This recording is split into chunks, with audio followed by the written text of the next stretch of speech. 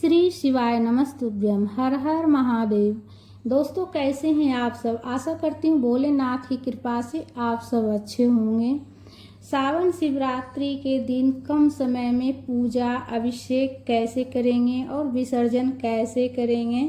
Office जाते हैं, job करते हैं, कहीं बाहर रह रहे हैं, हॉस्टल में रह रहे हैं, तो ज़्यादा हमारे पास सामान का व्यवस्था नहीं हो पा रहा है। तो ऐसे में हम पूजन कैसे करेंगे, अभिषेक कैसे करेंगे कम सामान से, कम चीज़ों के साथ। तो सबसे पहले तो आप ये जान लीजिए कि देखिए, भोलेनाथ जो होते हैं वो सबसे पहले अपने भक्त के भाव देखते हैं। तो हमारे पास सामग्री थोड़ा कम भी हो जाए तो कोई दिक्कत नहीं है, बस प्रेम भाव से पूजा करना होता है। तो देखिए, आप जो है ना, कोई खाली गमला हो, मिट्टी उसमें हो तो उसमें भी पूजन कर सकते हैं।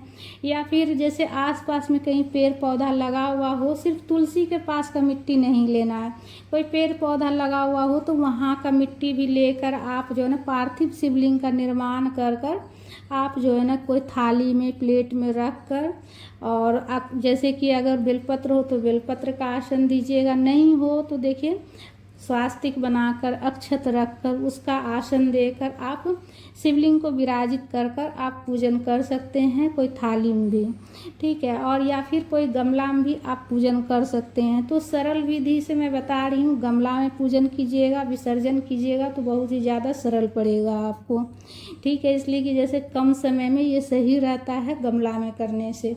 तो जैसे कोई खाली गमला हो, मिट्टी भरा हुआ उसमें, या कोई पेड़ पौधा लगा हुआ हो, जैसे बड़ा गमला हो जिसमें कि आप आराम से अच्छे से पूजन कर सकते हैं, जगह हो गमला में, तो उसमें भी आप कर सकते हैं। तो देखिए, पार्थिव शिवलिंग का निर्माण कर लेंगे सबसे पहले, तो दोनों हाथ लगाकर पार्थिव शिवलिंग का निर्माण कर लेंगे। इसलिए कि ऐसा माना जाता है कि हम दोनों हाथ लगाकर जब पार्थिव शिवलिंग का निर्माण करते हैं तो हमारे हथेली पर जो भी खराब रेखा रहती है वो नष्ट हो जाती है और अच्छी रेखा हमारी प्रबल हो जाती है।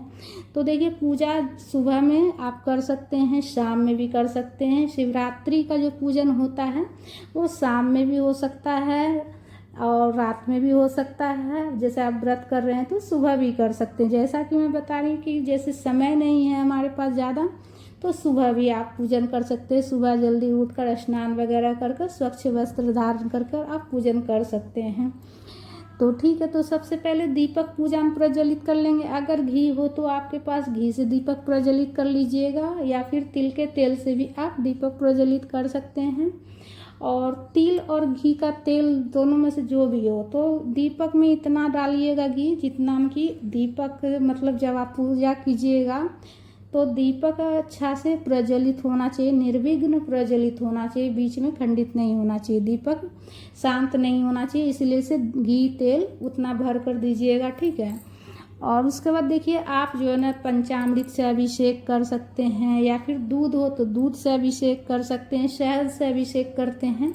आपके पास जो सामान उपलब्ध हो उससे अभिषेक कर सकते हैं। दूध, दही, शहद, घी, शक्कर, जो आपके पास उपलब्ध हो, पंचामृत का ये पांचों सामान में से, ठीक है। तो सबसे पहले हम जल से अभिषेक किए हैं, उसके बाद दूध से अभिषेक कर लिए, शहद से अभिषेक कर लिए मीठा में, और शहद से अभिषेक करने से हमारे जीवन में मिठास आती है, हमारे जीवन में खुशियाँ आती है। और दूध से अभिषेक करने से हमारे घर में सुख समृद्धि हमेशा बनी रहती है। तो देखिए, उसके बाद कलावा समर्पित कर रहे हैं वस्त्र के स्वरूप में, तो वस्त्र के स्वरूप में कलावा थोड़ा बड़ा साइज का ही लीजिएगा। बाद में ये रक्षा सूत्र बन जाएगा तो अपनी कलाई पर आप जरूर बांधिएगा। सावन शिवरात्रि के दिन जो पूजा कीजिएगा, जो कलावा समर्पित कीजिएगा वो थोड़ा बड़ा साइज का समर्पित कीजिएगा, बाद में ये रक्षा सूत्र बन जाएगा और उसे अपने कलाई पर जरूर बांध लीजिएगा। तो देखिए, दीपक से हमारे जो आसपास के पेड़ पौधा उसको भी नुकसान नहीं पहुंचना चाहिए। तो लौ तेज है दीपक का, इसलिए पास में हमारा सम्मी का पौधा है तो थोड़ा साइड कर दिए हमने। उसके बाद पीला वाला चंदन हो या फिर सफ़ेद चंदन हो तो उससे तिलक कर लेंगे हम। त्रिपुन बना लीजिएगा, या फिर सिंपल आप तिलक भी कर सकते हैं। ओम नमः शिवाय का जाप करते हुए, श्री शिवाय नमस्तुभ्यम का जाप करते हुए महामृत्युंजय मंत्र का जाप करते हुए, हर हर महादेव बोलते हुए पूजा अपना संपन्न कीजिएगा। तो तिलक कर लिए तो देखिए शिवरात्रि के पूजा जो होती है तो आप जैसे कि सुबह जल्दीबाजी में नहीं कर पाए, ऑफिस से आप मान लिया जाए कि सुबह आप सरल विधि से घर के मंदिर में पूजन करके चले गए, ऑफिस से आप 7 बजे लौट कर ही आए, उसके बाद आप अगर पूजन करना चाहते हैं तो 7 बजे ऑफिस से आने के बाद स्नान वगैरह कर कर उस टाइम पर भी आप पूजन कर सकते हैं, 8 बजे भी आप पूजन कर सकते हैं। ठीक है, तो अपना सुविधा के अनुसार देख लीजिएगा, या फिर सुबह भी आप पूजन कर सकते हैं। सुबह अगर जल्दी मतलब कि ज़्यादा समय हो, 9 बजे ऑफिस जाते हैं, 8 बजे ऑफिस जाते हैं, तो आराम से आप 6-7 बजे तक पूजन कर सकते हैं।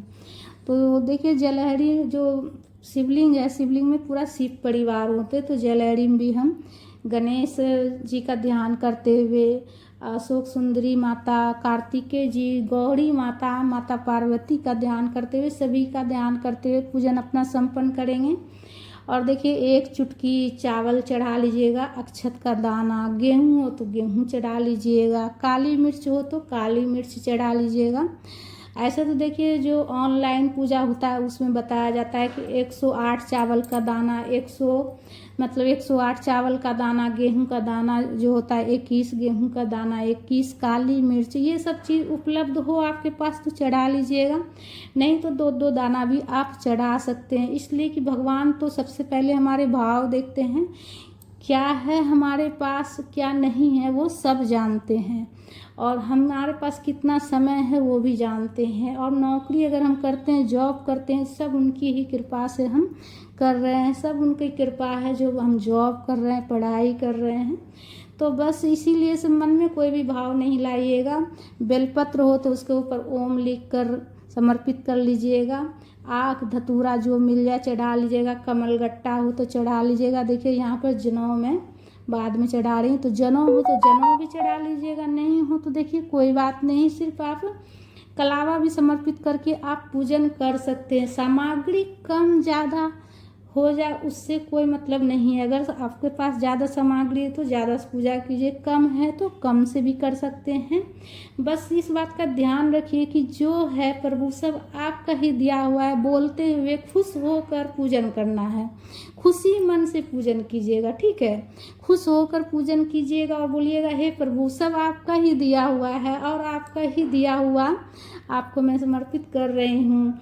जो भी फूल पत्ती सब मिला है, जो भी मिला है सब आपकी कृपा से ही मिला है, और जो जॉब कर रहे हैं हम, जो पढ़ाई कर रहे हैं, वो सब आपके ही कृपा से, आपके ही आशीर्वाद से हम कर रहे हैं। प्रभु बस हमें सफलता देना। इस तरह से बोलते हुए प्रार्थना करते हुए जो भी हो आपके पास चढ़ाइएगा। ठीक है, कमलगट्टा हो तो कमलगट्टा भी चढ़ा लीजिएगा, और जो भी पुष्प हो उससे अच्छे से आप थोड़ा सा सजा कर भी पूजन कर सकते हैं। बेशक आपके पास गुलाब का पंखुड़ी ही क्यों ना, जैसे देख सकते हैं आप, साबुत गुलाब तो है नहीं पर गुलाब की पंखुड़ी है, और मैं उसी से तो चारों तरफ से सजा रही हूँ, और बहुत ही प्रेम भाव से मैं पूजन कर रही हूँ। इसलिए कि आज जो है ना सावन का सोमवार का दूसरा दिन है और प्रदोष व्रत भी है, तो मैं पूजा कर रही थी तो मैं सोची आप सबके साथ भी शेयर कर लूँ ये वीडियो। तो इस तरह से आप जो है ना सावन शिवरात्रि के दिन भी पूजन कर सकते हैं। उसके बाद देखिए फल में आपके पास अगर 5 प्रकार का फल हो, 5 तरह का, तो 5 फल भी आप समर्पित कर सकते हैं, या फिर कोई एक फल भी आप समर्पित कर सकते हैं। मिठाई में 5 प्रकार का मिठाई भी चढ़ा सकते हैं, अगर सामर्थ्य हो, अगर आपके पास आ जाए, उपलब्ध हो तो आप चढ़ा लीजिएगा, नहीं हो तो जैसा कि मैं बोली जो आपको मिल जाए चढ़ा लीजिएगा। उसके बाद हाथ में पुष्प लेकर जो है ना किताब कथा की पुस्तक हो, शिव चालीसा हो तो पढ़ लीजिएगा, प्रेम से पढ़ लीजिएगा, और भगवान का ध्यान करते हुए, भोलेनाथ का ध्यान करते हुए पढ़िएगा खुश होकर। और उसके बाद हाथ में जो पुष्प रहेगा वो प्रभु चरणों में हम समर्पित कर दिए, और जो दीपक है इसी से हम आरती कर लेंगे उठाकर, या फिर कपूर से भी आरती कर सकते हैं, कपूर हो तो, या फिर इसी दीपक से कर लेंगे। तो दीपक देखिए हमारा गर्म हो चुका है एकदम, थोड़ा बोल बाती थी तो वो पूरा अच्छे से प्रज्वलित हो गया है। तो इसी से हम आरती कर ले रहे हैं प्रेम पूर्वक श्रद्धा भाव से, तो खुश होकर पूजा कीजिएगा दोस्तों। तो इस तरह से हम प्रेम भाव से देखिए सरल विधि से आरती भी कर लिए हैं। और आरती करने के बाद आचमनी कर लिए, सीधे हाथ में जल लेकर आचमनी कर लिए। आचमनी करने के बाद पूजा हमारा पूर्ण हो जाता है। क्षमा याचना सबसे पहले करेंगे कि हे प्रभु, जाने अनजाने में कुछ भी गलती हो गया हो तो क्षमा कीजिएगा प्रभु, और प्रेम पूर्वक मेरी ये पूजा स्वीकार कीजिए प्रभु। उसके बाद देखिए जब दीपक शांत हो जाएगा ना, तब विसर्जन करेंगे। तो देखिए दीपक हमारा शांत होने ही वाला है। जो पूजा में प्रसाद चढ़ाए थे वो उठा लेंगे, उसे ग्रहण करेंगे हम, पूरा परिवार ग्रहण कर सकते हैं। और उसके बाद जो सिक्का चढ़ाए थे दक्षिणा स्वरूप में, सिक्का और कमलगट्टा, वो हम अपने तिजोरी में रख लेंगे।